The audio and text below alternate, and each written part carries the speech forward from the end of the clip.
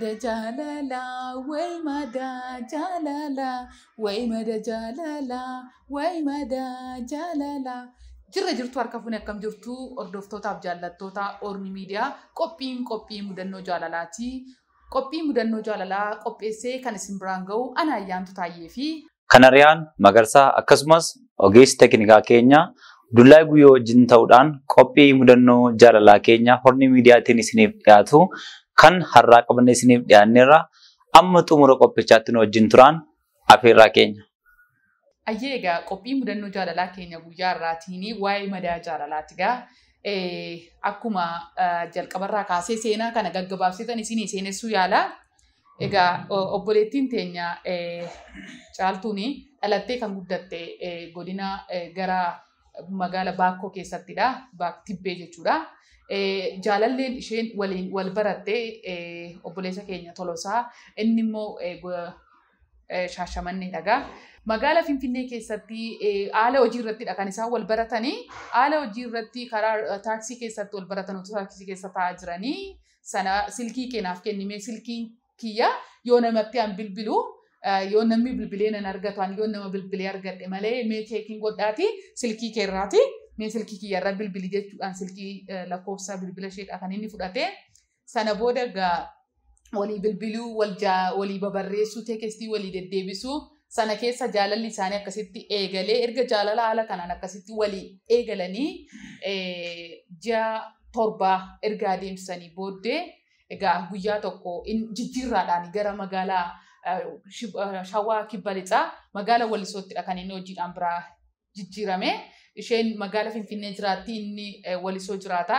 Deddeebi'aniitidha kan isaan wal argaa turan egaa akka seenaa obboleettiin teenya Caaltuu nuuf himteetti inni dhufaa wal arguu waliin kan yeroo dabarsanii garuu guyyaa tokko seenaa baay'ee garaa nama nyaatuu fi madaa jaalalaa ta'ee laphee Caaltuu irratti hafee bara baraan kan ishee boochise tokkotu uumame. Abba jaalalleen ishee Tolosaa ni bira dhufee ijjiniin erga waliin jiraatanii waliin turanii booddee gara hojii isaatiitti magaalaa Shawaa Kibba Lixaa Wallisootti deebi'uudhaa fi makiinaa qabateeti kan inni deeme geggeessitee nama baay'ee jaallattuuf nama baay'ee amantu kana karaa nagaa deemii jaalalleetiyyaa iji nagaa wal nu argu jettee geggeessitee biraa deebitee sana booda utuu daqiiqaa xiqqoon turanii silkiin Caaltuudhaaf bilbilame. Tolosaan makiinaa adagaatiidhaan balaa konkolaataatiin lubbuun isaa akka darbee fi akka hospitaala jirudha kan isheetti himame. Isheen illee egaa sanarraa kan ka'e naasuu of wallaaltee akka kuftee fi akka hospitaalallee galtee yaalamtee baateedha. Egaa seenaa baay'ee garaa nama nyaatu kana keessatti erga jaalalli ishee Tolosaa dhabdeeti amma gara ji'a 9 hin deema jettee kan isheen jaalalli ishee waliin turte egaa gara ji'a 7 sana booda balaan kun uumame erga jaalallee koo dhabeeti waggaa tokkoof ji'a 5 guutee jira garuu amma guyyaa irraatti jaalalli ani Tolosaaf qabu guyyaa tokko irratee hin beeku yeroo hundumaa bor dhuftaa iftaan dhufta jedheetanii balbala kiyya baneetan taayetin alalaalaa ijin isaa fuulli isaa ija kiyya dura adeema jettee dubbattee jirti egaa baay'ee kan nama gaddisiisu. Amma guyyaa irraatti miidhama guddaa keessa kan jirtuu fi nama biraa jaallachuudhaaf illee ayyamamuu akka hin taane ayyamtuu akka hin taane waggaa tokkoof ji'a 5 kana guutuu miidhamaa akka jirtudha. Kan isheen dubbatte karaa miidiyaa Ormi Miidiyaadhaatidha. Irrannaa dubbadha. Ani miidhama keessan jira. Namallee jaalladhee nama biraa wajjin taa'uu hin dandeenye. Egaa jaallattoonnii fi dinqisiifattoonni mudannoo jaalalaa Ormi Miidiyaa seenaa koo kanarratti maal jedhu maal na gorsu irratti na dubbadhaa jetteeti kan isheen nutti himte kan egaa seenaan obboleettii keenya Caaltuudhaa fi Tolosaa gidduutti uumame madaa jaalalaa. Akkuma beekamu egaa mudannoon kana fakkaatu Caaltuu qofarratti otoo hin taane yeroo baay'ee deddeebi'eeti kan inni uumamu seenaa jaalalleewwanii yookaan immoo walitti dhufeenya hiriyummaa jalqabanii utuun jaallatiin yookaan isheetu biraati du'aan addunyaa kanarraa darbaa yookaan immoo isatu balaatiin haa ta'u dhukkubaan haa ta'u yookaan immoo fayyaadhumallee waan tokko rakkoon hin jiraatini du'aan addunyaa kanarraa yeroo isaan gargar itti ba'an jira. Amma gaa dargaggeetti yookaan qarree jechuu dandeenya. Caaltuu rakkoon kun mudateera. Isa kana ilaalchisuudhaan egaa caaltuun maal gochuu qabdi? Amma jireenya ishee gara fuulduraatti maal akkamitti jiraachuu qabdi?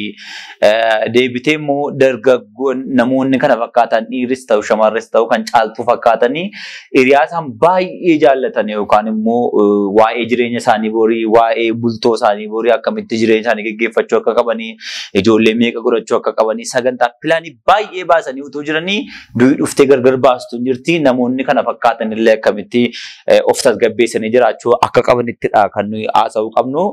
So caaltuun egaa carraa jireenyaa ta'ee uumaan egaa namni isheen baay'ee jaallattu irraa fudhateera.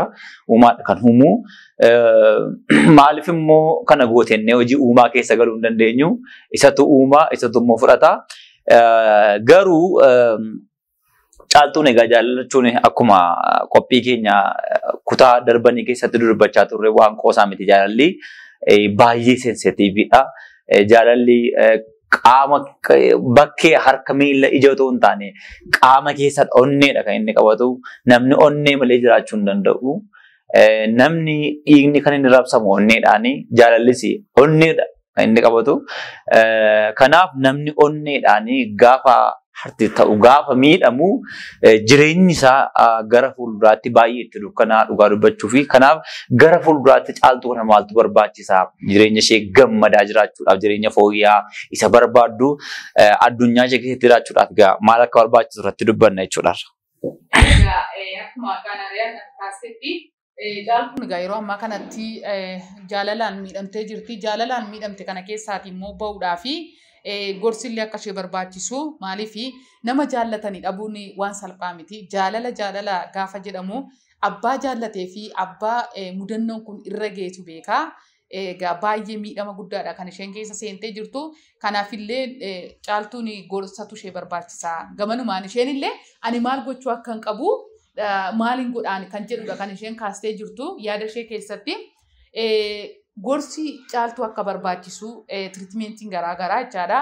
Maatiin isheellee firri isheellee akka ishee bira dhaabbatanii fi namni immoo ishee barbaachisa. Keessumatti yommuu fakkeenyaaf namni itti dhiyaatee rakkoon kee maalii, maalirra jirta, haalli kee akkamii jedhee namni ishee gaggaafatu utoo itti dhiyaatee rakkoo kana keessaati yookiin immoo miidhama kana keessaati irraa qannasuu danda'a illee yaadna.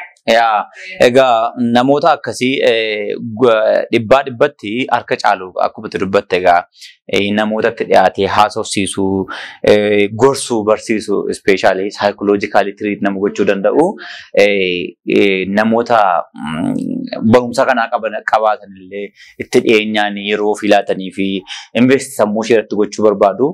Maaliif caaltuun miidhamteetti nama jaallattu dhabdeetti bor addunyaa jaalalaa keessa galuudhaaf illee akka yaaddetti keessa galuu hin dandeessu. Asuma irratti waggaa tokkoof ji'a 5 guutee jira. Erganii addunyaa jaalalaatti galuu dhiiseeti waggaa tokkoof ji'a 5 guutee jira. Namni na jaallatu yookiin namni na gaafatu dhibeetu hin taane ani jaalalaa fi qophii miti. Yeroo hundumaa mana kiyya banee tananii tolosaanii akka waan dhufuutanii fuulli isaa ija kiyya dura deddeebi'a. Maaliif nagaan deemi nagaan galii hiriyaa kiyya jettee geggeesteeti daqiiqaa murtaa'e boodadha kan itti bilbilamee akka hiriyaan ishee boqoteetti himame. Akka illee dhattee gadda isaa irratti hirmaattee yookiin awwaaltee illee qabbaneeffattee illee hin jiraannee fi gaaf isheen illee naasuu sanarraa kan ka'e hospitaala galtee turtii ji'a 3-4 boodadha kan isheen mana yaalaatti baate yeroo tokkotti egaa miidhama lamaa jechuudha. Maaliif nama du'e tokko awwaallattee illee ija keetiin argite tarii boqochuu dandeessi turte. Egaa yeroo lamatti miidhama lamadha kan isheen miidhamte. Ani maal gochuun qabaadha kan isheen jette. Mee egaa ati dargaggoodha waan ta'eef mee akka dargaggoo tokkotti mee maal gochuu qabdi caaltuu jettee yaadda? Caaltuun dargaggeettii akkuma kaasuuf yaalee dargaggeettiin kun gara fuulduraatti jechama tokko jira. Egaa caaltuun tiriitimentii barbaadamu yaadaanii qaamaa illee dhaqanii nama haasofsiisu yeroo hundumaa isheetti maxxananii jaalala kan itti agarsiisu kunuunsa kan itti agarsiisu dhiiras ta'e durban barbaachisa. Garuu maaltu jira sitti fakkaata? Jechama tokkotu jira. Onni jaalalli madeessee kan fayyisu jaalalaa. Si galeera? Jaalalatu madeesse taanaani deebi'ee madaa sana kan fayyisu kan suphu qarshii miti beekumsa kamiin baratte osoo hin taane jaalala kan biraatiin bakka buusu kunuunsa kan biraatiin nama isa deeme jaalallee isa duraa sana caalaa tiriitimentii addaatti agarsiise jaalala addaatti agarsiise sigala baay'ee madaa ishee kaleessaa irraanfachiisutu ishee barbaachisa kanaaf laphee jaalalli madeesse jaalalumatu fayyisa kan jedhamu jira waan ta'eef isheen illee carraan koo duraan na jalaa gubateera sechani addunyaa jaalalaa keessa galuu hin qabu jettee abdii kusachuurra rabbi waan godhee beeka hojii uumaa keessa galuu dhiiste akka nama tokkotti gadditeetti hin jaallatti garuu yaada ishee sassaabbattee egaa seenaan obboleettii keenya caaltuu baay'ee gara nama nyaatuudhaaf baay'ee kan namallee boonsisuudha gaa akka isheen itti dubbattetti nutti waa'ee jaalalaa abbuma miidhametu beeka kanaaf miirri isaa nuuf fiifuu yookiin nuu galuudhaa baatullee akka nutti dhaga'amee fi akka immoo isheedhaaf illee immoo jajjabina akkasumallee immoo wantoota ishee barbaachisu namoonni naannaa isheetti argamtan illee ishee jajjabeessuudhaan isheen illee immoo namoota jaalalaaf ishee gaafatanii tole jechuudhaan yaaddu yookiin immoo miidhama jaalala tolosaa keessaa akka baatu dhaamsa qophii keenyaa siin dabarfachuu barbaadna. Yaa egaa kabajamtoota daawwattoota Horne Miidiyaa kun qophii keenyarraa mudannoo jaalalaa ilaalchisuudhaan seenaa tolasaa fi caaltuu kan isin biraan gaa turredha. Qophicha qindeessuudhaan kan isinii wajjin ture an kan Ari'aan Magarsaa fi akkasumas ana Ayyaantu Taayyee ogeessi kaameraa keenya Abdullaahi Guyyoon waliin ture torban qophii mudannoo jaalalaatiin hanga walitti deebinutti nagaan tura.